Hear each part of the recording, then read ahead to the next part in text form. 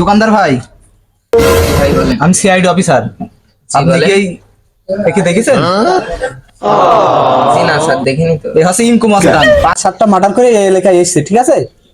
যদি আপনি দেখেন আমার কাছে ফোন দেবেন, আমি সিআইডি অফিসার। জি আর স্যার। আপনি যেন খবরদারের সাথে তর্ক করবেন না, এ কিন্তু গুলি করে দেয়। 7-8টা মার্ডার করে এই এলাকায় পালিয়ে এসেছে।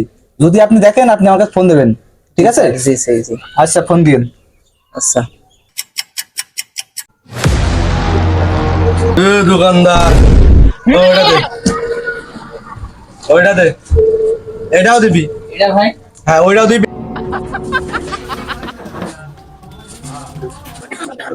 পানি দে।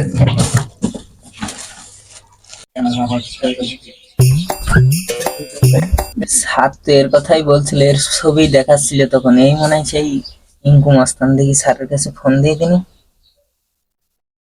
হ্যালো, হ্যাঁ সিআইডি স্যার। হ্যাঁ স্যার, সেই ইনকু মাস্তান এসছে আমার দোকানে, আপনি আসেন।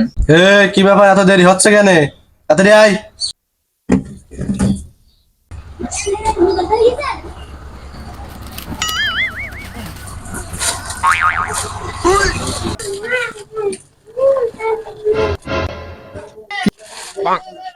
ভাই আমার টাকাটা দিয়ে দেন ভাই। কি? ইনকু মশানের কাছে টাকা গুলি করে দেবো, দেখবি? ভাই ভাই ঠিক আছে ঠিক আছে, টাকা লাগবে না ভাই। আর খবরদার আমার কাছে টাকা চাবি না, জিনিস তুই আমার। জি ভাই ঠিক আছে। কোথায় পেলাবি? চল চলে। স্যার স্যার, ধন্য যান ওর স্যার। কি করে?